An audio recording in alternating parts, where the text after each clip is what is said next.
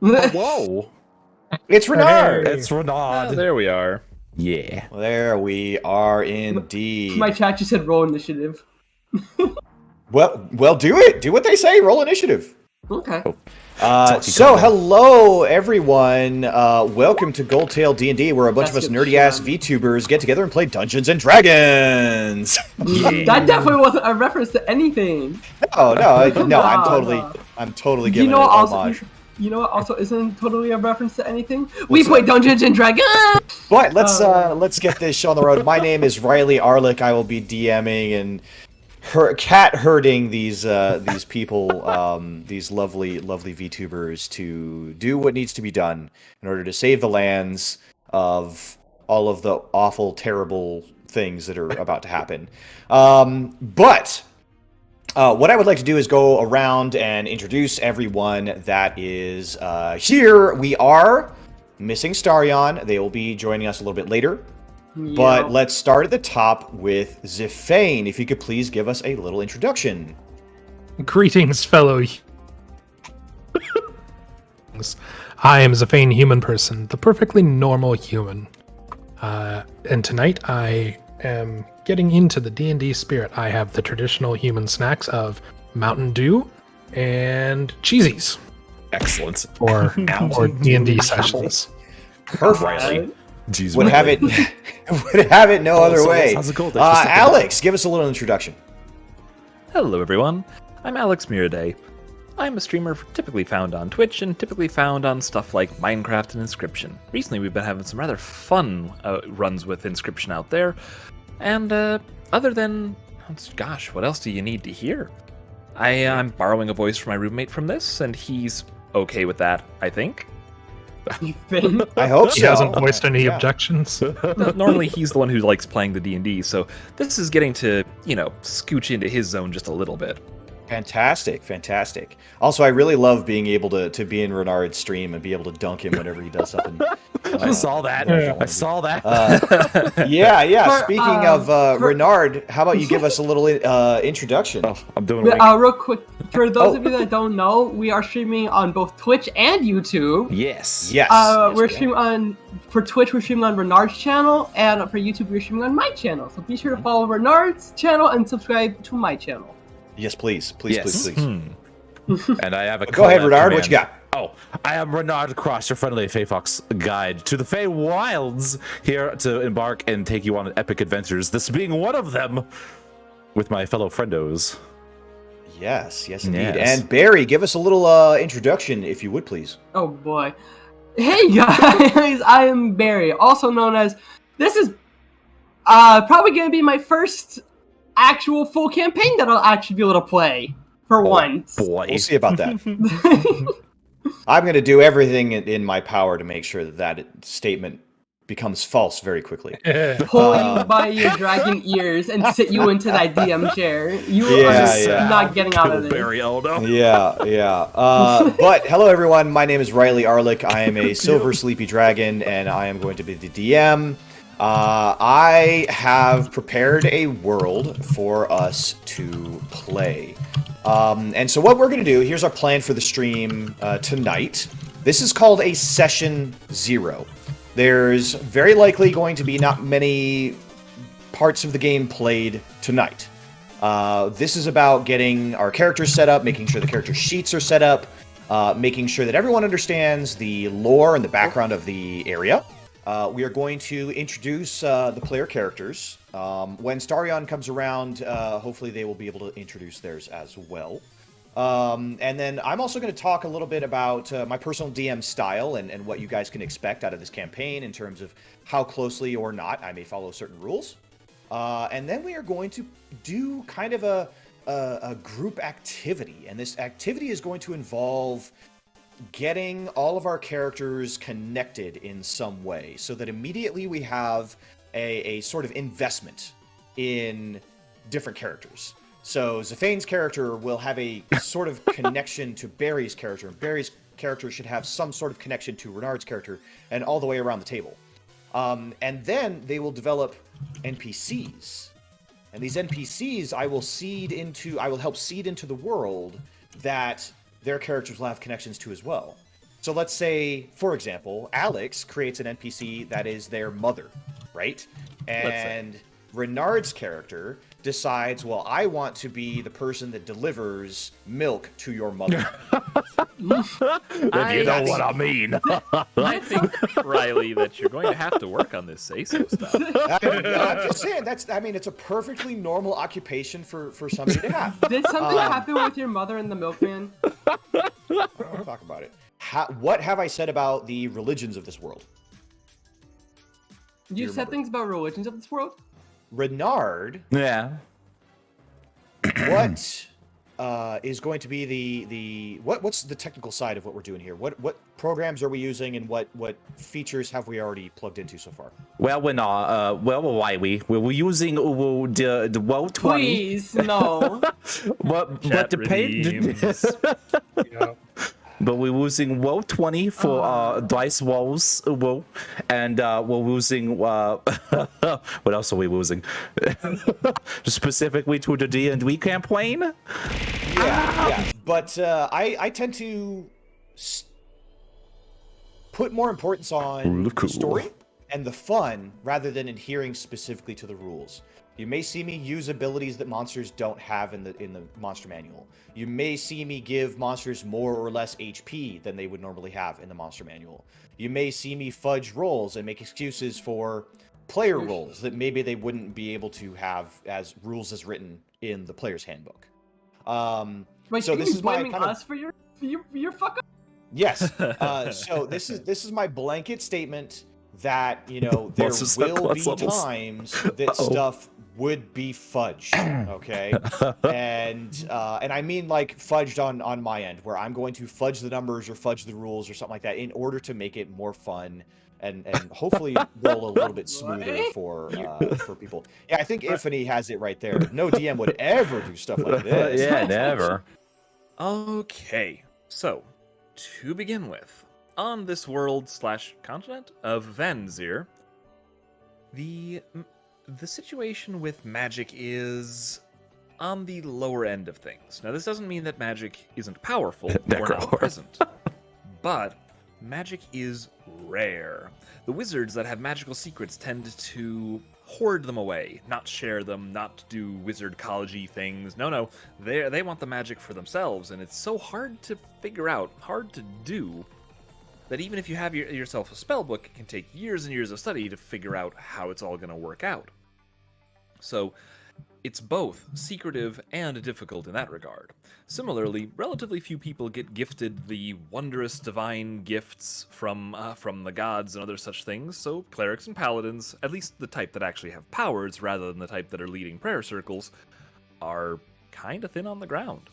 Similarly, sorcerers and other such innate casters that use bloodlines or the like are likewise rare, but also show up in mage families. Once you have a mage family going, and the magic is in the blood, so to speak, even if it's rare to pass it on, the big, powerful families, just because of how rare magic is, will have powerful magic bloodlines that get passed down. Now, this doesn't mean, like, super-powered. This means if you don't have the magic, you're probably not inheriting in that particular family. Because magic is rare and potent, you can earn a good living off it, but people who have magical powers will get a lot of attention. Sometimes from the families who want them, or the other organizations who are involved with that sort of thing. Sometimes just from the average person who, wants you to clean their cart fast or whatnot. Good old Which prestidigitation, yeah. Which means that some characters who have magic will want to hide it away, while others will be high rollers simply because they can prestidigitation away a bit of dirt. Yes, indeed. Yes, indeed. The dry cleaning prestidigitation service is in high demand in this world. I think something to note is that some folks do hide the fact that they have magical inclination because that attention is not always good. That's true. Just- If That's the true, yeah. lowborn would have magic, the highborn would maybe have a problem with that. It's like, It could bring some exploitative attention, perhaps. Boy. The cities are almost completely cut off from each other. It's difficult to get information back and forth. And there's a lot of sort of dire creatures. Yes. Not One- much in the way of your normal average fare. Right. One important detail about the monsters outside of the cities is their biggins. You will have, when you describe a dire wolf, you're not talking about a wolf that is Just listen to it in the background. size of a car. You're talking a wolf that is the size of a 747. What? It's all wait, big I should boy, probably look it up. the biggest, bestest boy. I'm guessing the first things we're gonna fight are like dire rats that are the size of Shetland ponies. No, hang on. Could possibly be. That's not fair. That's not fair. This is Monster Hunter inspired. You call them like Kuzu Ratu or something. Kuzu Yeah, Ratu. yeah, Kuzu Ratu. If you Yes. aren't pulling 90% of your inspiration from other games, are you really playing D&D? That's true. That's true. That's a big part of it. So you have low magic and you have massive monsters, and one of the interesting things about these large monsters is that they have large territory, right? And so if you look at our map that we have here of Vanzir, you have the various politically controlled areas are in the different colors: the yellow, the green, the purple, the blue, the brown, and the orange. Rest of the tan area Death pose. is unclaimed. It is completely uncontrolled by any major faction. Since you guys now know that the monsters of this realm are insanely huge, the trading convoy, a lot of the people that are part of that are extremely heavily armed and armored. That, when they make the trek between towns, they have to be very careful because, obviously the monsters are ginormous. And a lot of them have to take secret paths to get their goods from one place to another. Places that there's not a lot of monsters or there are no monsters. So, places kind of like that. And in order to pull the convoys, instead of using traditional horses, they have to use armored beasts. So that way, if they do get into a fight, they can survive. And what are those armored beasts pulling behind them? Besides the besides the goods, it could be stuff like mobile cannons, ballistas, stuff that basically lets you take down giant enemies. Yes, you And got it. then because of this, merchants are very reluctant to let other people travel with them unless you could prove that you can handle yourself, because they're not going to protect your ass. You got it. Hey, that's an A+ answer right there. The big thing about these trading convoys is that they're not the wimpy little merchants that get attacked by bandits. No, these are hardcore mercenary groups that have taken it upon themselves to travel between the 6 major cities and other places beyond, doing that circuit twice a year. These trading convoys come into town, and they are the only way that some of these towns would be able to see goods from any of the other ones, because traveling through the territory of these large, dangerous monsters is dangerous.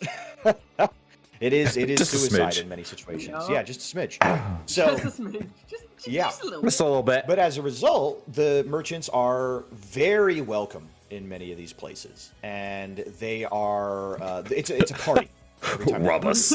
See what happens. Yeah, exactly. Casey. Exactly. The undead is not naturally, it's not seen as an evil thing. It happens, if I remember correctly, every night the dead just get up and start walking around. Not every night. It's every full moon. Okay. And every new moon. Okay. Every So full twice new a moon. month, pretty much. Twice a month, the undead get up, and you have these specialists known as tenders or keepers that keep the undead sort of in line. Take care of them. Make sure that they're not just neglected or just slaughtered in the streets or whatever. Make sure they don't go and slaughter other people, that sort of thing. Now, if I understand, there's See, there's an interesting thing about that, is that when the undead rise, they are not hostile. yeah, but they can be hostile if a keeper decides to rile them up into a If frenzy. the keeper commands them, yes. Yes. And that is the setting that we're in. The world that we're in is known as Vanzir, and there are 6 major towns. I'm not going to go through every single town, but what I am going to show you is the first town where we will be starting. Oh, baby. And I should be able to do this. And Excellent. should. Transitions. be able to see that. Let's make sure that it pops up on the stream just fine. Yup, it does. Excellent. Perfect. This is our Kala. If you remember just a moment ago in the previous screen, our Kala was in the bottom right, in the yellow territory. There are large monsters, and that's not to mention, those are just like the large animals, but then you're talking about other things like the dragons and the other crazy things like aboleths or brain rats or mind flayers. Riley, there's probably a Tarrasque out there somewhere. Oh, God. Joke's on you. This whole land is a Tarrasque. No, I'm kidding. But it might be. Oh, God. JK, unless. We're going to get into the character introduction shortly. So wait, Excuse me. talk about our characters, or we're gonna talk about like us, the player? Like, For now, we'll be doing the situation with our player characters. Thank you, Yuta. but you know what would be an important thing to talk about, Mr. DM? What's that? How's water travel in Vanzir? So, water travel is super dangerous. Because Imagine monsters, but they could swim. yeah, exactly. So you know how like it, has anybody here ever fed bass or koi fish in a pond? Yes, that's terrifying. Oh, yeah. Yeah. You know those little pellets that you would feed them? They're like about the size of like maybe one of your finger digits or something like that. Finger digits. Yeah, or maybe like the size of like a piece of popcorn or something like that. Mm-hmm. So that popcorn is a boat. That's us. The dire octopus, unleash the kraken. Yeah, dire Stupid octopus. sexy shark man. Dire big mouth bass is probably the greatest threat that you have. Dire guppies are a problem. You know what I mean? Like Dire I'm sexy not gonna shark say man. like it's not just that there's a dire version of everything, but the idea is that the ocean's very dangerous, and to many of the sharks and other beasts out there, boats look a lot like food. So you have a situation where water travel is not usually suggested. However, coastal travel is usually okay. So you will have boats. Sometimes the trading convoys will use the coasts and smaller rivers to transport some of their things, but generally they stick to the land. The dire Early sardine. Civ game. Got it. Early Civ game. Air travel? No air travel. They haven't developed that technology yet. When you get on them airships. Yeah. So Had airships to ride on and- an ancient gold dragon. Right. Airships and blimps and things like that. First of all, they haven't developed the technology, and second of all, there's not any magical shortcuts. Right? You don't have a magical crystal that will power your airship, or magical pipes that help move steam from one place to another. So that technology doesn't yet exist. Actually, that does bring up an interesting question. Mm-hmm. Do there exist dungeons, and what of dragons? Dragons do exist. Dungeons do exist. People being lazy.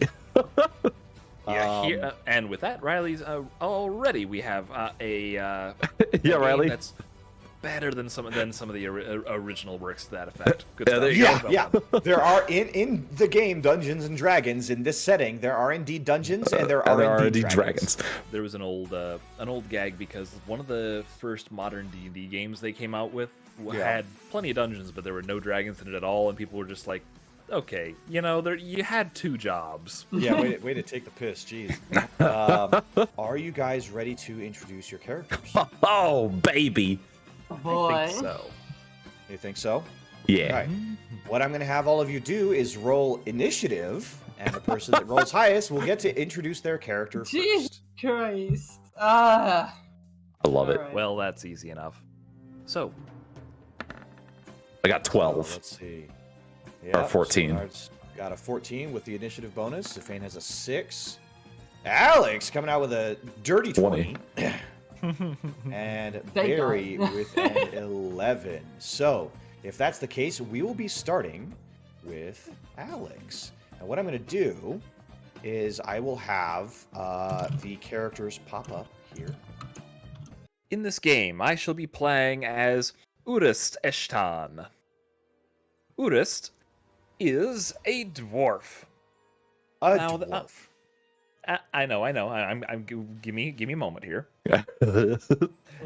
As was already discussed in the last section, Arcala has a thriving noble community and a, well, let's hopefully say thriving other community.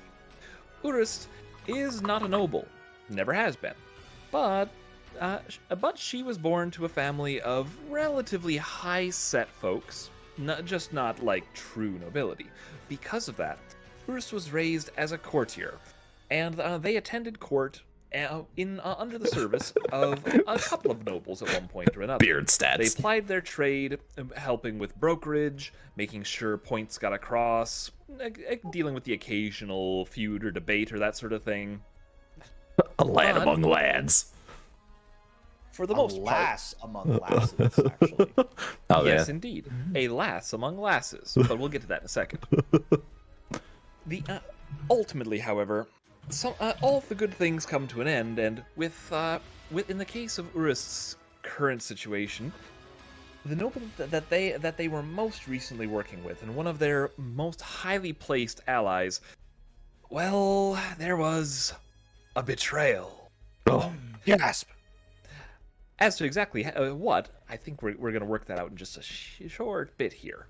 But because of that, the courtier work that Urus is doing has soured for her, and she's going to be going on more adventurous things in the next little bit for various reasons. But know this: a particular noble has their name in the book. the book. Well, there you go. It's a little large. Let's see if it works. There is Urus with her glorious flowing beard. And don't worry, guys, on my side, I'll show it. Yep. So, thank you, Barry, as It's well. a good beard. So yes, in short, Urus is a female dwarf in the Tolkien-esque sense of you probably can't tell the difference between the male dwarves and the female dwarves. Her beard is long and luxurious. Her muscles are primed. Her figure is dwarfy. Very, very such so. She wields a relatively ceremonial battle axe and a slightly better with it rapier because she is, in fact, a bard. She's an Glorious. eloquence bard. And because of that, her entire shtick is going to be not necessarily full support, but most of her abilities are going to revolve around the basic bardic stuffs, doing good things as the party face, being able to buff allies thanks to inspiration dice. The College of Eloquence bard is kind of can we make it bardier? Right. But of course the most important thing being the dwarf of dwarves is going to be the Scottish accent, the willingness to hold grudges, and to be able to go on tirades. Yes. Long-winded, beautifully verbose tirades, and use them for everything. Diplomacy I look checks, forward to that. tirades. Inspiration dice, tirades. And of course, she plays the bagpipes. The next up will be Renard. Let's talk about your character. Yes, well, it's a pleasure to make your acquaintance. I am Warren Walker. Soon to be Paladin. I'm still working on the divine, abilities, but I haven't found a god or a deity to bless me yet with divine powers. Yes, I have an uncanny ability. My magic is a little broken at the moment, but, it does a little more damage than I'd like it to do. But one of these days, I assure you, I will be the greatest paladin to walk these lands, defending the weak, yes, and seeking out evil wherever it is. Yes, let me get a good image of myself. There it is. There I am. Ah, yes. Beautiful, I know. I am ready to slap down any evil that we come across and provide insurmountable odds for our foes. They shall not break my steel. Yes. One of these days, though. One of these days. One of these days. Pulling out voice acting. But of course. I'm grading you guys on each of these things. Oh, You yes. have to get a passing grade in order to continue to be in this party. I thought I was pretty clear about that. this is kind of where, we're going to be bending the rules, sort of. So, Renard's race is a Minotaur, but he's going to be flavoring it like he's a Wendigo. I think that's how you say it. A Wendigo, yeah. Wendigo, whatever. Wendigo, please. In this case, guys, the proper term is himdigo. Him to go, yes. So my intelligence stats aren't the greatest. He is kind of a himbo. He pulls out like a bag of like holy symbols. He's like, one of these will work one of these days. Yeah. I just pray to enough gods.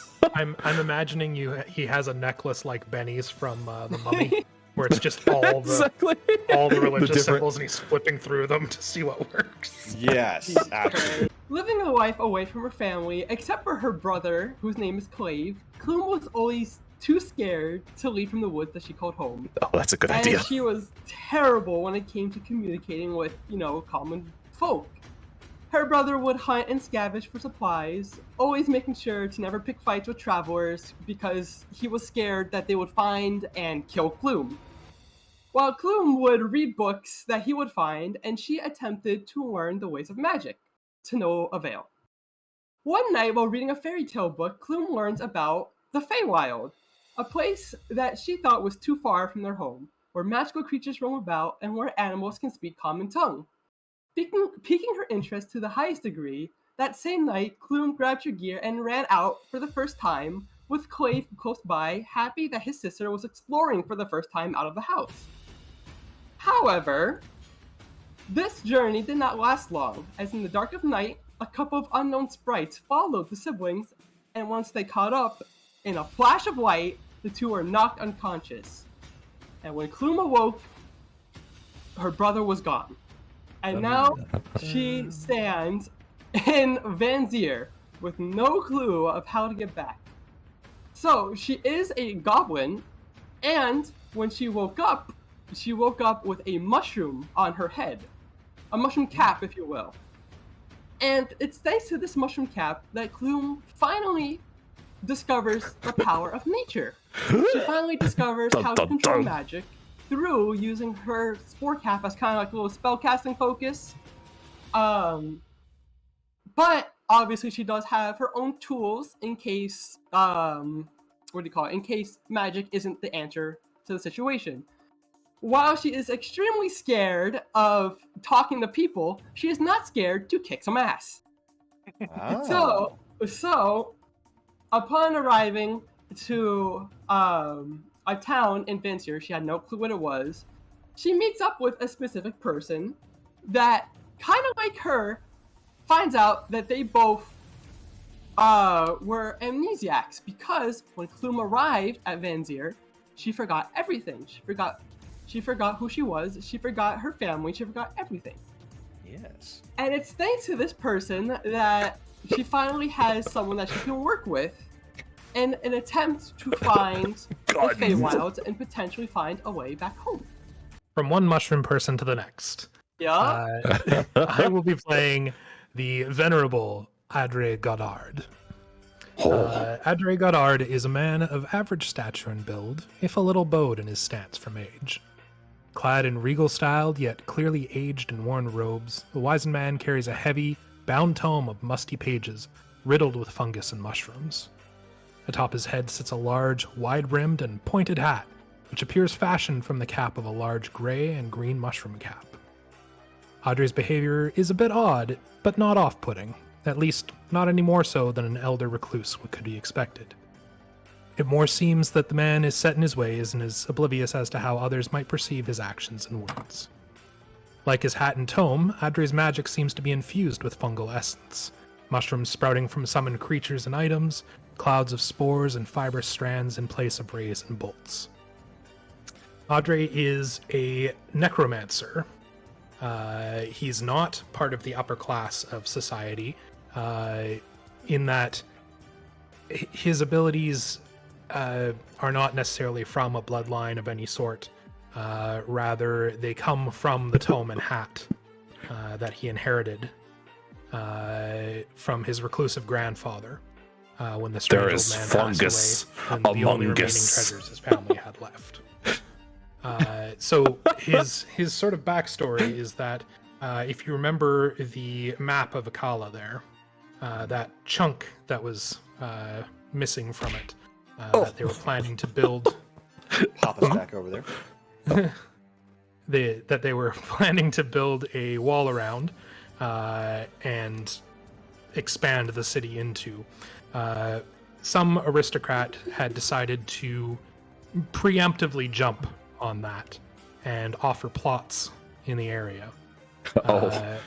Adre had started up an inn just outside the setup, the gates, but was constantly being harassed by one trouble or another out there, and the guards wouldn't go out of the walls to deal with any of it. So he took up his strange grandfather's tome and hat to combat them himself, and became a bit of a changed person in the process. Just slightly. He saw the porn that was under his grandfather's bed. It was never the same. It's like, oh no. Goodness. But yeah, so Yes. those are 4. Well, are you done, Zephane, or are you still going? Yes, that's pretty much it. I just sent a picture of Okay. what Adre looks like. But yes, for my character, once I get the art that we are working on, I will show you guys then, because it will do so much more justice than the Hero Forge Yeah. picture. Yes, there's Adre. Wow, he is old. Yes, he is. Ooh, whose beard is bigger, though? Is Adre's beard bigger? Is Urus's beard bigger? God. Though it's not readily apparent to anybody who sees him, he is what is known as a reborn.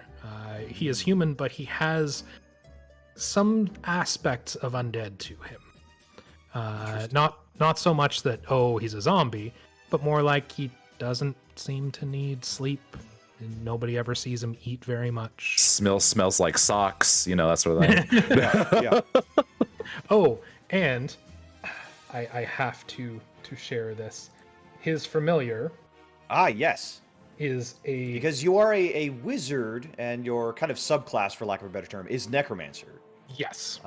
And so, as that, as a wizard, you can have a familiar. An adorable truffle pig named Truffle pig. Truffles. Truffles. Named Truffles. And here we have Clume. Suddenly goblin. Blue and suddenly goblin. So Excellent. We're gonna be walking around with 2 people with mushroom hats. Yes. It's mushroom time. Yes. I Yeah. love it. I love it. It's going to be a very ripe campaign. We won't have to worry about Now Alright. we're still 1 player down. We We are. are I still think- one Yeah. player down. I think they're meant to be arriving not too much longer out, yeah? I actually have to take care of something really, really quickly, and I'll be right back. But go ahead, Alex. The table is all yours. Don't take it home, please. It's like, all right. He picks up table, walks away. That wouldn't fit in the walls. Anyway. Now, is he gone? Do we get Is he to say gone? silly things about Riley now? They're gonna talk shit about Ryan. We talked shit about Riley. True. So, Starion. There we go. My mic There was you muted. go. There you There are. you go. Hi. That's all clap for Starion. Starion, yay! Hi. So, your reactive seems to be bouncing between the future and the past. Interesting. Oh, It's that time oracle. fascinating. Time oracle shenanigans. It's all your fault, Renard. I know this is your fault. I break That's time weird, 'cause- sometimes. I'm sorry. Okay, I have Barry For and me, Renard's hands fine. open. It's fine on Barry's. Yeah. It's fine on berries. Oh, so it is Renard's fault. It is my fault. I have no idea. Introduce your character, Starion. Are you prepared for that, or do we need to talk about some other things first? Nice. It depends. What do you want to know? It depends. If your DM isn't crying after every session, you're not doing your job. Yeah, DM. Here is Starion's character, and here is the icon that Starion will be using right here. Yeah. So I have to adjust the colors on it a little bit, but That's all right. It's all right. Go ahead and describe your character physically and emotionally and however you Spirit can tell us tree. as much or as God. little as you want. You don't have to reveal any Sensuality. secrets. Whatever you desire to share with us in the chat, the table is yours. Okay. Well, so yeah, I play a Harengan Rune Knight. His name is Quinal, or he typically just goes by Quinn. He's very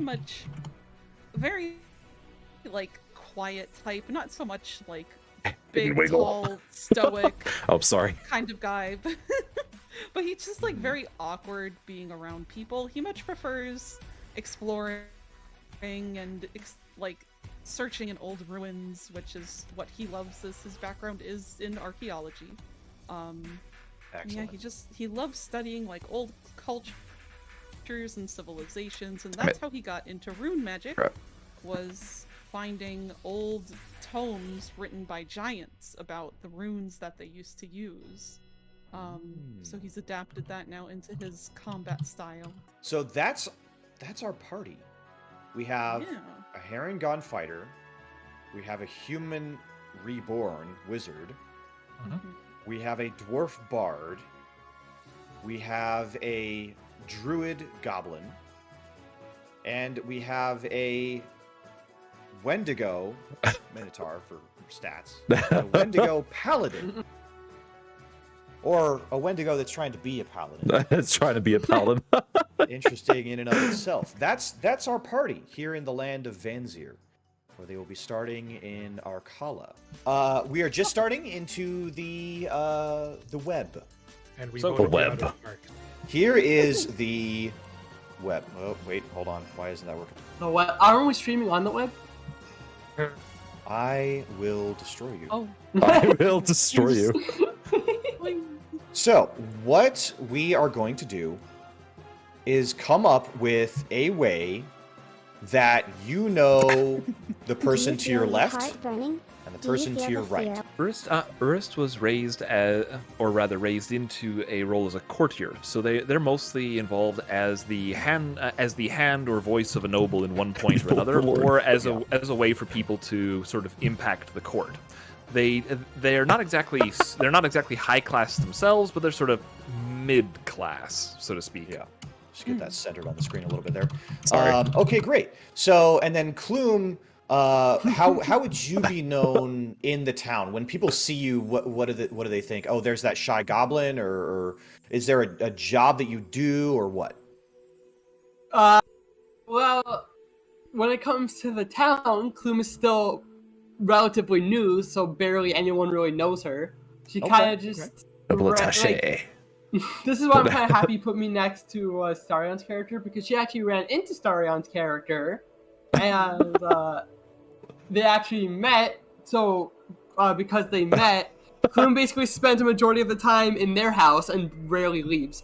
Great. Okay. So let's start with that one. So Clume and Quinn, you would likely have something as simple as already friends, right? Mhm. Friends, compatriots, comrades of some sort. What happened after the first meeting? Clume stuck to Quinn and never left.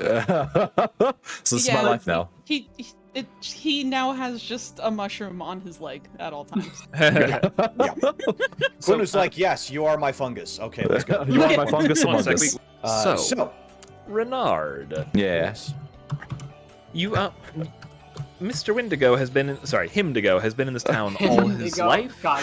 Or- Basically, so as far as Warren is concerned, he doesn't really remember how he got here. He's just always been here.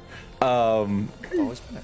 Everyone is kind of like, man, here comes that weird undead looking deer to my frickin' temple again. And he prays and he just leaves and he comes back next week and it's just like Actually, that I think is probably our best link. So, Urus, being something of a traditionalist, has a Dear God. modest interest in religion. Socially acceptable and all that. okay. So we could have well struck up a conversation or gotten into the talking simply because Warren showed up at the church or the temple that Urst worships at. Okay, there you go. leading probably to either a bunch of immediate questions or a bunch of unimmediate questions. However it worked out, that I think they'd probably have a good enough reason to hang about a bit just thanks to that. Yeah, pretty much. You know, Warren's a pretty friendly guy. Dead ass looking deer guy. Yeah. So, how would Warren and Quinn have met each other? I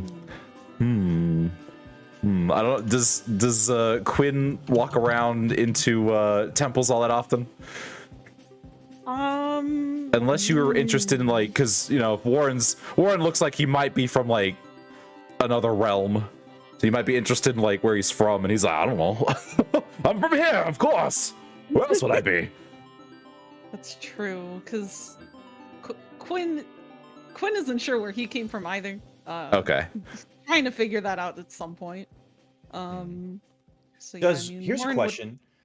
So between Quinn and Warren, are there any particular deeds that they will do? Warren trying to be a paladin, does he go around trying to do good deeds? That's a good question. Yeah, he'll take requests from temples and churches if they ask him to go do stuff. Most of it's like, hey, I'll go pick these weeds, or because I doubt, unless there's like, because he hasn't embarked on a proper adventure yet, so he's mostly like doing like odd jobs, like man, sure, this is he's a big strong dude. Go and like, I don't know, take these sacks of weed up to this temple down the road or something like that. Yeah. So on Quinn's side, would there ever have been a time when Quinn would have needed, a service or could have, the use of a paladin that has literally nothing better to do with their lives? His tenants. So he doesn't really have tenants. Sorry. I was answering chat. You're fine. Okay, something funny that I just thought of. So Warren can't cast healing magic, can he? He can technically do lay on hands at the moment. And that's it. Okay, but imagine. Okay. God. Don't give me ideas. Okay, so Quinn has come back into town. Obviously it's very dangerous beyond the town walls, and he's a little beat up. Let's say Warren's out doing something or other, and he's like, aha, someone finally, I can finally heal someone. Prove that I'm a paladin. Walks over there, lay on hands. Oh no, it's harming. Yep, exactly. And he only makes it worse. Yeah, and Quinn just now avoids him ever since. He's like, God, that Wendigo's fucking weird. Yeah. So as opposed to the goblin with a mushroom cap that's always attached to his leg. Yeah. So initially met badly, now somehow keep running into each other. Yeah, Warren, the would-be good Samaritan, right? Keeps coming by with like health potions or something. It's like, I'm sorry about the, when we originally, it's just, I'm working out the whole paladin thing. Would you like, I brought you some cookies? You like cookies? Please forgive me. I don't want to have bad deeds on my record. Oh my goodness. What I'm going to have you do is develop 2 NPCs. These can literally be anything. Okay? It can be a family member. It can be the person that sells you bread every morning. It can be your landlord. It can be a guard that you've gotten friends with. It can be one of the lovely chat members brought into the game in some way. It can be the person that polishes shoes. Literally anything. But they have to be present in Arcala. So, for example, Clume, your brother, may not work for this because they are missing, correct? So, I would not recommend using Clume's brother because that's something that nobody can connect it to, right? So, what I need from you all, are effectively 3 major pieces of information. their name, their race, and what they are to you. Okay? And that can be a one-word thing. It can be friend, it can be guard, it can be landlord, it can be Now, just to check, parent, whatever. God, this takes so much pressure off of me. I can just use Oh my use god. resume. Yes, exactly. I make you guys do my work for me. This is perfect. You're welcome. What I'm going to have you do, Renard, you're going to write all those extra races down from your chat, and Barry as well, if you have members of your chat, and this goes for all of Alex, Zephane, Starion as well. If you have people that want to make one NPC for the campaign, get a name, a race, and a thing that they do, whether that's a class or a job or whatever, and send that my way. They may appear in the campaign or they may not. Yeah, It really depends on the situation. I will take this opportunity then. If you want to make suggestions, go to I have a Discord, so if you want to suggest it to me off stream, let me know. I have it right here. What we're going to do is we're going to have these NPCs on the table, represented by these little circles, and we're going to introduce them one at a time. Quick little introduction. Alex, you are in charge of writing a quick name next to each circle. And then we are going to connect your... each of you is going to click... Wow, my brain just shut completely down. I get that. I know that feel. Everybody is going to make themselves connected to two other NPCs. which they are not already linked with. Yes. So you'll have the two NPCs that you made and two NPCs from somebody else that you'll also have a connection to. So, starting up with Zephane then. All right. So, whom do we have as our first one? So the noble that screwed Adre over is Augustine de la Seine. Okay, so write Augustine next to one of those two circles next to Adre. Got it? What's the race? I hadn't determined one yet. Let's say Tiefling. I'm kind of envisioning a Tiefling. Stolas from Hell of a Boss. Yeah. Oh. Wow, that just said Tiefling! Yep. And there we go. So an avian styled tiefling. An avian style tiefling. I dig it. And how would you describe the relationship between yourself and this noble there, Arde? Adre is Adre. going to grow mushrooms. Adre is planning to grow mushrooms on his corpse. Ah. Very much enemy, I think, is the answer to that. Basically, Augustine is the one who duped Adre into constructing an inn just outside the city's walls as a preliminary settlement for the planned city's expansion. Augustine then cut off all support and protection once he had profited, leaving Adre to fend for himself. The other NPC is... let me see here. Jubilee Luke. What's the race? The race is half-elf, Eladrin. Ooh. High elf, half elf. Excellent. Very nice. Okay. And what's the relationship? They were a barmaid at the inn and a wannabe bard. So for a couple extra bucks, they would play music. So, Urus, what's your first NPC? All right. My first NPC is very straightforward. I'd like to introduce you to, indicated of course by this blank circle, Emin Eshtan. A dwarf, to no great surprise, because it is Urst's honorable father. Ah. Their relationship is fairly direct. Again, upper slash middle class dwarf, not working quite as a courtesaner in the same field, but but they're a highly renowned smith. Hence the surname, because as everyone knows, Eshtan is the dwarven word for smith. Of course, yeah, of course. Of course. Yeah. You knew that, Starion, right? You knew that. The second NPC is Garnet Rime, spelled R-I-M-E, which is to say the ice formation. Yes.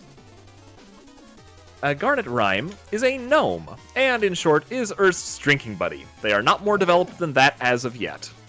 But I welcome further ideas. The first NPC is Mech, M-E-K. Okay. He is an Owlin Ranger. that Oh. scouts around the area of Arcala for potential monster raids. And Very nice. the relationship with Clume is that he was the one that spotted Clume popping out of nowhere into a forest in the land, and is very suspicious of her purpose for literally appearing out of nowhere, and constantly tries to keep tabs on her. Second character is Tiki. She is a satyr fighter that guards the gate in Arcala. And she was the one that spotted Clume requesting to enter the town. And she interrogated Clume because she literally popped out of nowhere. So she interrogated Clume for her purpose in the town. Excellent. But after realizing she was a potentially harmless goblin, she just let her go in. Aha. It's like- oh, okay. okay. Okay. Yeah, so it's kind Because of like the alternative is leave Clume out in the wild and potentially just get eaten. Yeah. Now, how So would you? it's kind how of like would a you- neutral relationship. It's not like, no one hates each other. It's just like Sure. she's doing her job. So my first one is a male tiefling by the name Tiefing. Okay. of Barlier. Which Sorry, one more time on that one. I'll put it in chat. Barlier. Earlier. Would be how you say it. Male tiefling. Everyone has Um, fleshed out names, and then there's my mech. Mac. fair, fair. This is D&D. If you don't have Aerith and Bob, you're doing something wrong. Right, exactly. Okay. All right. So we have Barlier, and what? And they're a tiefling male. Exactly. Yes, And what do they do? When they Tiefling. names more exactly. So, along Get the with exploring mundane old representation. ruins, Jean Quinal also has the hobby of map making. And Oh. so Barlier is typically the merchant that he will go to for most of his map making supplies, between paper, ink, paint, whatever he needs. So now finally we come to Warren. All right. And I know that Renard has been chatting with chat, figuring Oh, stuff out. Vibrates So whenever- what's your first NPC? What you All got? right, so before I do that, I'm going to explain some rules here. So I've got Okay. a bunch of NPCs. I'm going to roll. I have 6 ready to go right now. I'm going to roll 2d6, and we're going to figure out which 2 those are. That does not mean your NPC won't show up. They might show up later. So, nobody get butthurt. And if you want to later pitch an NPC, I will take 1 NPC. You can let me know in my Discord, and then I will give that on to Riley. All right? I put it in my backstory and everything. Okay, so That's how we'll be here's choosing Renard NPCs. appeasing chat with a random roll of the dice. Let's see those dice on the table. Oh God.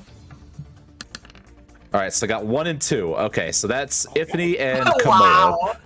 I know, right? Well, there you go. That's nice and easy. 1 and 2. Let him butter now, all right. Okay, so the first one is going to be Ifany, who is the fire genasi. She is a waitress at a, we'll say that the food joint that Warren visits regularly is Adre's Inn, because that'll tie in real easy. Real nice and easy. He shows up So and is, Adre, that inn was destroyed. Was oh, it it was not? destroyed, right? Yes, Okay, Adre's Inn was destroyed. okay So he had to move then. Perhaps Ifany did work there, but then had to find employment. Did play elsewhere. My income. Yes. That's So then hilarious. in that case then, what I do have for you, hold on. I do have information here. Let me get my notes. no, homeless bum. So there is a tavern, probably the largest tavern in the town, is known as the Axe and Boot. Okay, then Ifany will work at the Axe and Boot, and that's Ifany when will work at the Axe and Warren shows up there to basically, he'll sometimes vent his frustrations, and Ifany's the only one that pretends to listen. Yeah, perfect. And then Okay, the so then what is Komodo then? Komodo is so she's if we could fit it in, a hellhound. We'll have to find like a template for that or something. But she is there is a race known as the what are they? Hold on, I have it right here. I have a list of races up, so if you... It's the Kenra. Oh. The Kenra is literally an Anubis type character. okay. But that will probably work well enough with, in terms of We'll have no trouble the statting, is hellhounds what for you're trying yeah, to say. Yeah, we won't have any problem statting. Yeah. Okay. The So, Jackal Twins. What's the name? The name is Komodo. It's Kimoto. Clean shift setting. Check. Oh, there you go. And she's an assassin. Let's see. Is there a religion of assassins? I mean, we could just say there is. You could make a religion. I believe. No, don't. Yeah. No, So don't. yeah, no, don't. It is likely that assassins in this Okay. world would, because it's not like assassins are sent to other towns, right? Right. Yeah. Because it's dangerous out the there. caravan won't take them. Yeah, the caravan won't take them, and there's not a ton of political strife between the different towns, right? Okay. Because they're so far apart and they're so isolated. But that said, there would absolutely be assassins that would be used for political or business purposes, or if, you know, certain cults or other things start to rise up. So the question is, assassin's Komodo, do you want to be an assassin for good or an assassin for bad, or somewhere in between? From what they sent me, Roll a D4. yeah. So what I was sent was, let's see here. Roll for it. She typically hunts down those that believe themselves untouchable by normal laws. Okay, so she's kind of maybe a chaotic good. Okay, so For she good. is the honorable sort. Okay, very good. So maybe she takes on What if those people that are corrupted or something like that. What if she was an assassin for the keepers that go and wipe out bad tenders or keepers? That could be. That could be. And how does she know Warren? So basically, let's see. If she's assassin for maybe she got high, like someone saw that like Warren hurt Quinn with his healing, and they're like, oh man, I gotta report that. And so then like they're like, oh man, we got this like religious person running around, we need to get rid of him quietly. So they hired Komodo to go and wipe out Warren, and then Komodo's like, wait a minute. This guy's like super, she's just an idiot. Yeah. This is literally not worth the blood on my blade. I was seeing in my head that Komodo was sent to take someone out, and Warren had tried to heal him and accidentally did her job for her. Oh, there you go. That would Oh work my too. god. That would be perfect. No. Warren would be really upset about that, though. He'd be like, "Oh no." Oh my god. I could absolutely see it being that Komodo actually did kill someone. Warren saw the guy get shot, didn't see who it was from, tried to heal the person, finished him off. Like, I can imagine there being a moment where Komodo's like, oh no, this paladin is going to heal my Exploding target. competence. And the target dies from corruption and negative energy anyway. And he's like, oh, I guess I don't have to worry about that. It's like, oh. Well, maybe the gods thought he was supposed to die. There you go. Yes! Perfect. Perfect. Which are we actually going with? We'll go with the Warren accidentally helped Komodo with a job. Yeah.